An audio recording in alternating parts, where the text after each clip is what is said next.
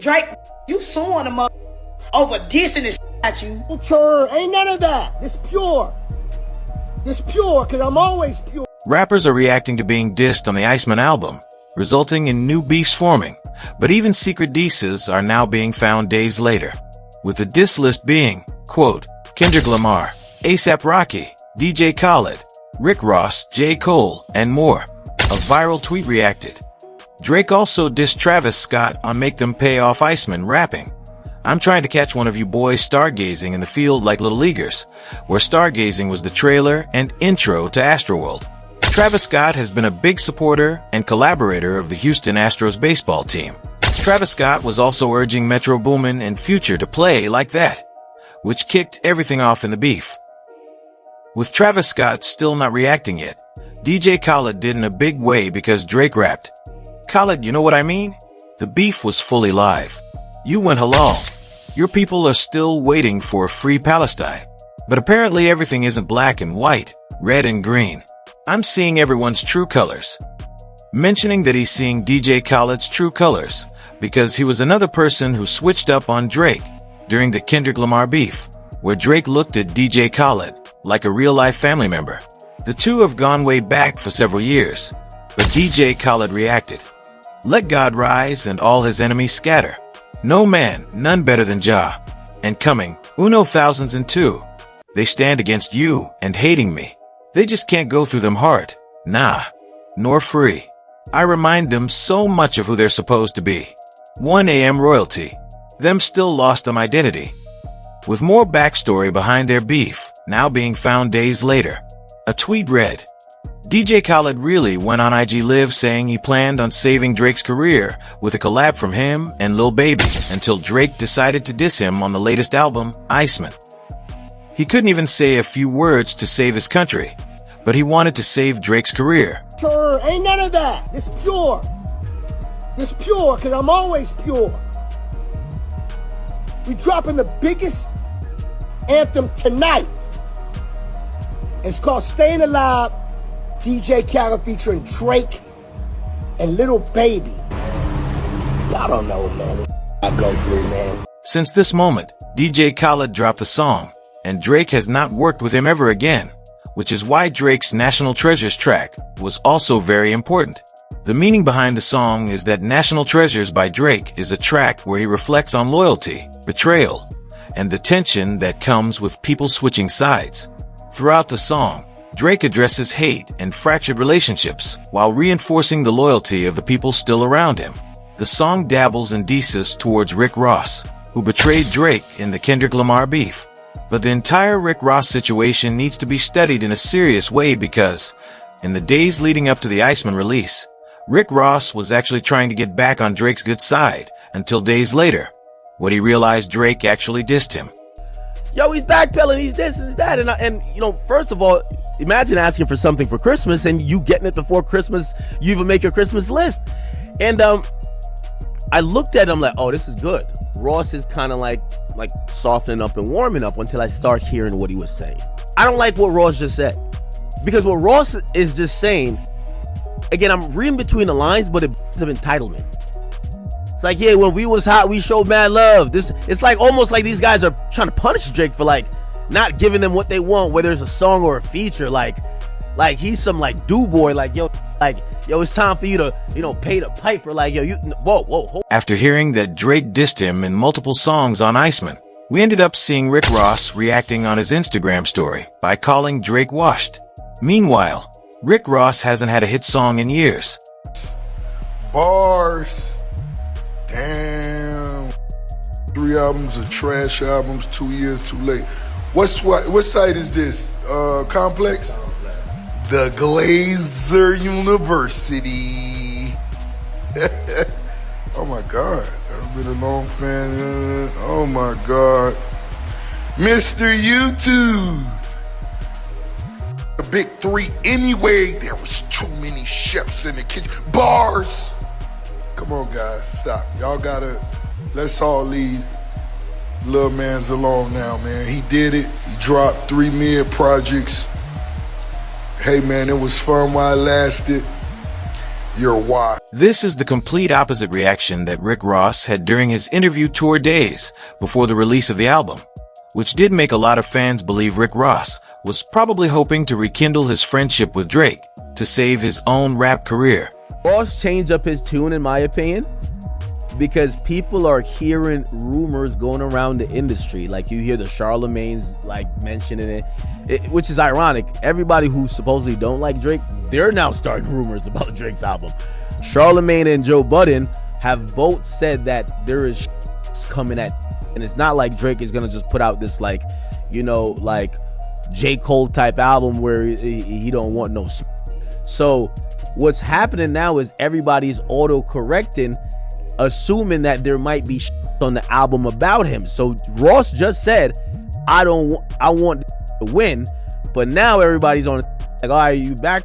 But the reality is Drake will never take Rick Ross back as a friend after what he tried to do to him during the Kendrick Lamar beef, trying to expose Drake to go on the Maury show to expose how many baby moms he has, with some even believing he was trying to ruin Drake's relationship with his son Adonis, who was a major talking point, for whatever reason, during the beef with Kendrick Lamar.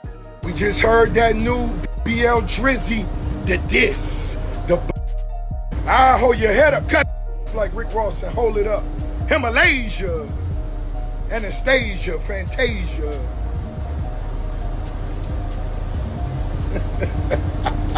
Cupcake, man, you looking bad. Looking bad, man. You might as well go on Maury Povich and tell your story. Go to Maury Povich. Not to mention Rick Ross, who was also one of Drake's good friends for many years, was even telling Drake to just stop responding to Kendrick Lamar during the beef instead of defending himself. Let me give you this advice, because you ain't got nobody around you. Or you ain't got no real Let me just put it like that. Ain't no real Stop. Don't respond. Don't respond. You ain't even peeped when the intro came on with the Teddy Pendergrass. That was that black fire. Don't do it. Don't go write a 8-minute verse that, I know, Yachty, I know you want to get that money. You ain't wrong. Keep buying them big houses. But however, a really weird reaction then came out to the ICEMAN album. This came from Glorilla's sister, Brokey, calling out Drake. Bro goes off on Glorilla, Latto, Drake, and Soulja Boy. She's calling them out for working together on a diss track aimed at her, then adding to it by liking and supporting the song across social media. Drake, Soulja Boy, Latto, Glow. Latto, you not even getting claimed in public by your baby daddy. Drake, you suing them over dissing the shit at you. Like, I thought it was good. I thought it was cool. Y'all write this song back to back. Use a any motherfucking way. Cause you mad cause Kendrick Lamar got on your ass since you want to see her and applaud. Which confused many in the industry. But apparently Drake liked a diss track on Instagram that was about her, and it made the song go viral because he did it right when ICEMAN dropped. So everybody was looking at Drake's IG. However, the next rapper Drake dissed was very surprising. But to understand the diss, it's important to know the meaning behind the song Whisper My Name.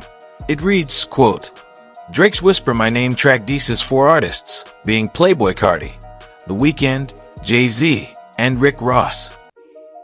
The song details Drake's feelings about rappers switching sides on him in his famous beef with Kendrick Lamar, while also dissing Playboi Carti for sneak dissing to people in the music industry about Drake and the lyrics.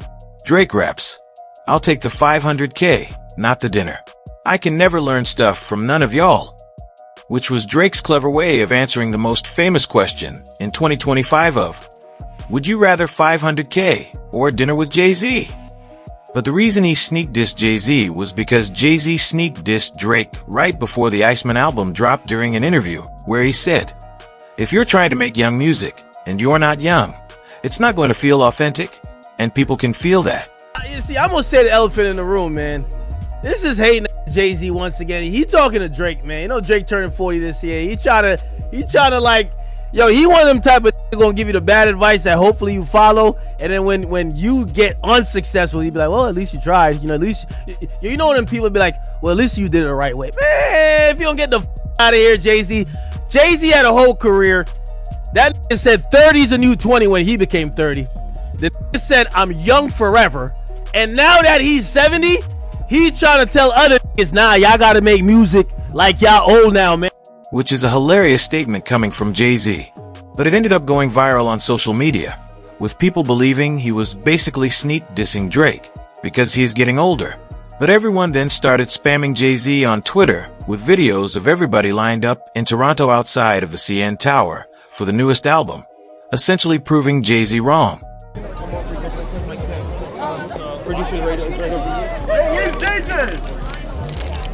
Sorry.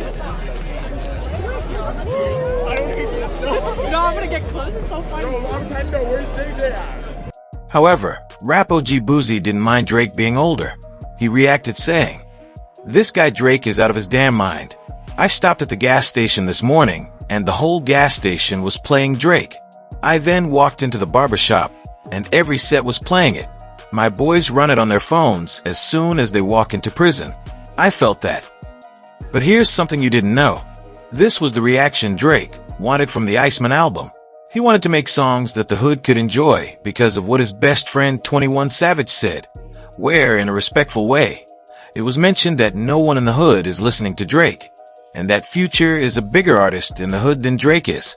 Niggas don't be listening to Drake like that. Well, if I wasn't a rapper, I don't feel like I still would listen to Drake for real. It's just I'm a rapper, so I understand the work he put in now, how hard he go. Wait, like why when though? you ain't no rapper, all them statistics don't mean shit. A regular street don't give a f about how many times you went #1, like how many white people listen to you. They don't even think that the farthest they think is the club. Who's selling this club out? That's who they think is the biggest. Like in Atlanta, it's a lot of who you really can't tell them Future ain't bigger than Drake. I would say it's cap. Really? On God, I used to think that Drake. This is why Drake's albums all had different genres, which is why there were 3 of them. That way ICEMAN could be specifically for street music that the hood would enjoy, where we would see DJ academics react on stream to the announcement that there would be 3 albums. Iceman, Man of Honor, and something else. All 3 albums dropping at midnight.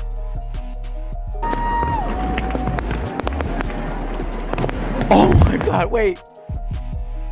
Is it 3 albums or just... However, the Whisper My Name track also dissed Playboy Carti. Drake would rap, "Baby boy please, I heard what you said to Lil Bro about me. Yeah, and when you run into the Iceman, what are you gonna do except freeze? You're not about to squeeze. You're not in the streets." Playboy Carti had also given himself the nickname Baby Boy, which made the line even more pointed. Alongside this, a viral reaction read, "Well, this does answer the question why Carti didn't feature on Drake's No Face song. Bro hasn't liked Drake the entire time. Because originally on the No Face track, Drake actually invited Playboy Carti to feature on it, but he ended up declining because he felt as if the song was dissing his own friends." And love to Cardi and love to Drake.